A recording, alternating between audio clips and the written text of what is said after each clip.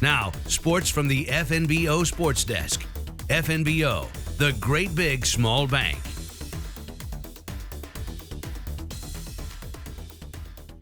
Fall high school sports postseason with a busy few days coming up.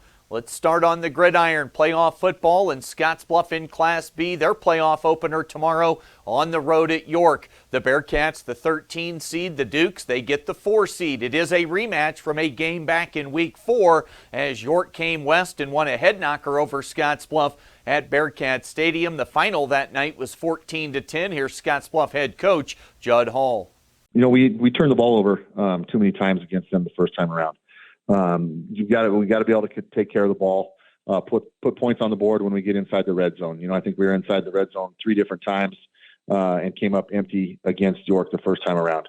Their defense is extremely good, so we can't afford those missed opportunities when we get inside the red zone against them here on Friday night.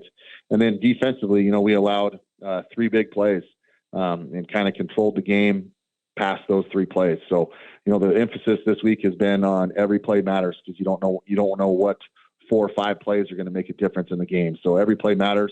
We'll have it tomorrow on 107.3 The Trail and KHYYFM.com. Pre-game will be at 5:30 Mountain Time. It's a 6 o'clock kickoff tomorrow night for Scottsbluff at York in Class B. 2 more playoff games tomorrow, also both of these in the afternoon. Here in the Panhandle, it's C2 action for Mitchell against Bishop Neumann.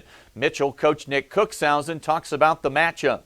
You know, watching them, they do some really good things. Their running backs probably about as good as you're going to see in the state of Nebraska. I think he's leading 11-man in rushing.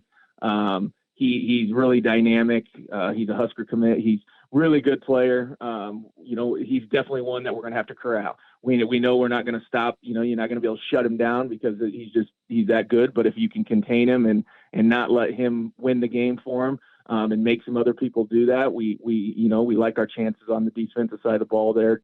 Afternoon start tomorrow, 2 o'clock at Mitchell. We'll have that game on 107.3 The Trail with TJ Harvey and Terry Lofink. And how about Bridgeport? They've got the long trip to extreme northeast Nebraska for that D1 round of 16 game at 9-0 Crofton. Strength on strength, according to Bulldogs head coach Jeremy Reimers. 3 yards in a cloud of dust, you know, try and get your yards where you can.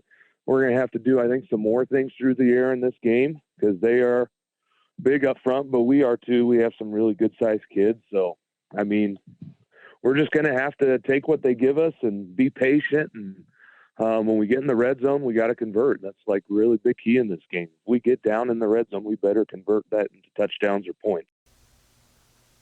So in total, 3 games tomorrow for high school football playoff action on the Rural Radio Network. And then on Saturday, it's that quick turnaround for district final volleyball. Scottsbluff gets the 8 seed and a home match. They draw Crete in Class B. Also in Class B, Gering gets the 11 seed. They'll head out on the road for a morning match Saturday at 6 seed Waverly. And in C2, the undefeated Bear Tigers will play Summerland. They're still working to finalize all the details for Saturday for that match, but it looks like that will be held at Brady High School. We'll have the match for you on KMOR. Again, time still pending. And WNCC men's soccer, they've got a Region 9 semifinal game on Saturday afternoon. The Cougars traveling to play at Otero. That's the latest today from the FNBO Sports Desk. I'm Chris Cottrell.